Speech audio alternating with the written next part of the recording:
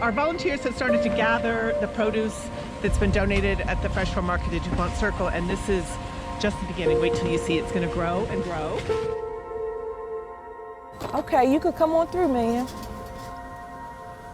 Outside Columbia Heights Village Apartments in Northwest Washington, Hi, Miss Ann. How you doing today? residents like Aisha Wilson ponder their options on Food Distribution Day.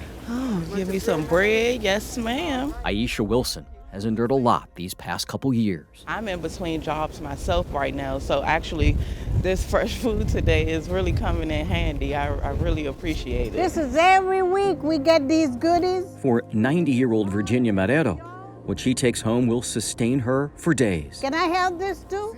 To understand how all this fresh food got here, we sat down with the person primarily responsible, Kate Urbank with Food Rescue US. We've rescued 7 million meals, and that accounts to about 8.5 million pounds of food.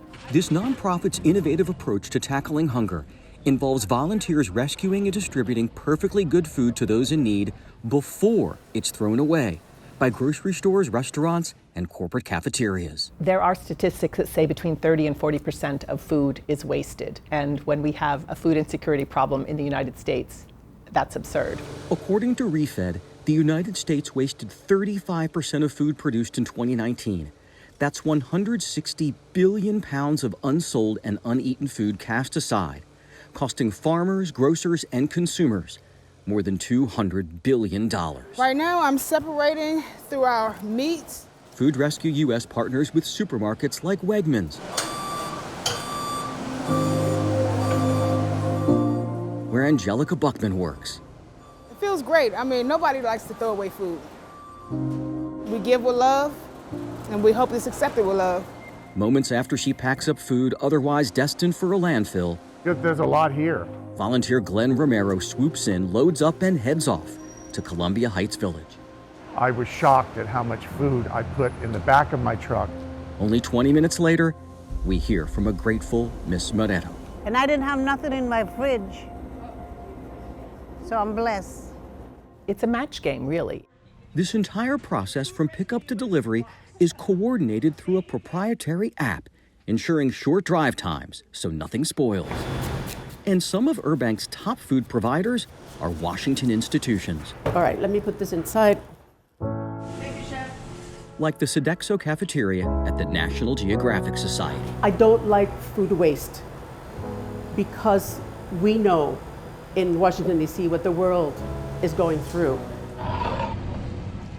It's easy to see why a global outfit like National Geographic supports this program when one of their missions is protecting the wonders of the world.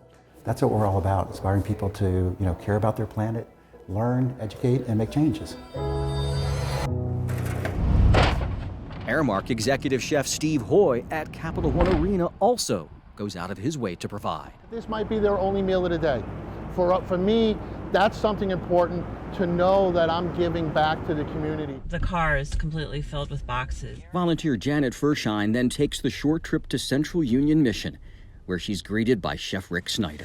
How's it looking? It looks beautiful. This is good stuff. It's very hard being on the street. It's dehumanizing being a homeless person. So anything we can do here to give a person a sense of love and dignity and respect, we're going to do it. And oftentimes that begins with a meal. If something tastes better when it's warm, we try to do that. 15 per tray. You got pastries. They really like the pastries. Glenn Webb resides at Central Union Mission. He also works in the kitchen. It's very encouraging to me to see the amount of donations that come in every day, because it tells me that there are still people in this world who have a heart. I'm glad we have people, things and places that people care that want to help someone. For resident Willie Wiggins, the path of compassion traveled by so many from farm to fork boils down to one ingredient. Well, it's good to know that we have a mission that wants to show you that people do love you, that you can come and get a nice good food, breakfast, lunch, and dinner from love. Wiggins reminds us that there are few human qualities as transcendent as empathy. Which brings us to the DuPont Circle Farmers Market. So we're really looking at food systems from start to finish. Danielle Antone works for Fresh Farm, a nonprofit that manages dozens of farmers markets across the region. So we're able to close that loop on recovery and increase access to communities in need. We have a lot of fresh lettuce, some salad greens, kale bunches. We got 23.41 altogether. I don't want it to go to waste. There's people in need. It just makes sense to do it. It's heavy. At the end of each weekly market, food rescue volunteers hustle to see who has leftovers, gathering boxes and bags stuffed with garden fresh produce. Someone will be eating all the vitamins. No longer destined for the trash. Oh, it's the most beautiful food in the whole city that they're donating to people in need. It's amazing. Then a handful of groups that work directly with food insecure families pull up and pack up all these healthy choices. It's the difference between food in a can and fresh food that is delicious. The amount of food gathered on this day allows Kate Urbank to reflect not only on this bounty, but the wisdom of a man who understands the power of kindness. One of the folks we interviewed earlier this week talked about food being love, and I think about that and I look at this and it really is love. I'm Jay Korf for 7 News. Don't aim it, Carson. Throw it hard. Keeks, be ready! Attaboy, Dev. Steve, we got a 2-2 count? For Arlington Storm baseball players, there is nothing quite like having the courage. Get back, Chuck. To stand your ground against a formidable foe. Do not leave it in anybody else's hands. You guys go take it. Let's What go. these young athletes may not know is that their manager, J.P. Cooney, Let's go, boys. Come on. has deep ties to another beloved club here in Arlington. Its members also battling a powerful opponent. I'm sad for Arlington and our community because it's such an important part of living here and being a member of Arlington County.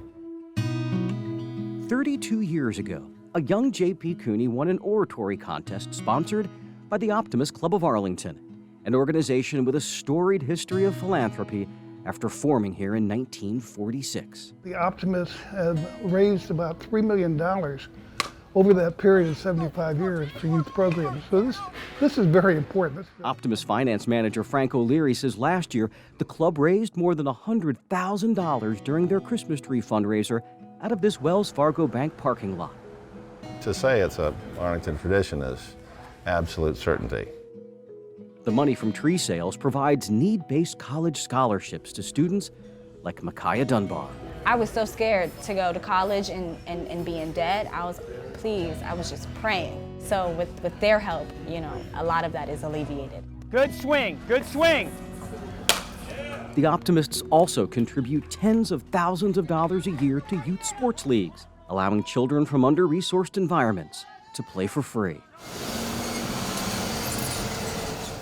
The Optimists credit their ability to raise all this cash thanks to a timeless real estate cliche. Location, location, location. For 75 years, they've been selling trees from the same spot, this Wells Fargo Bank parking lot at the busy intersection of Glebe Road and Langston Boulevard. Everybody in Arlington County knows where we are. These are some of the sports teams that we supported. We recently interviewed past and present Optimist members at the Metro 29 Diner to discuss the business next door. This year we're afraid we're faced with the Grinch who's trying to steal Christmas.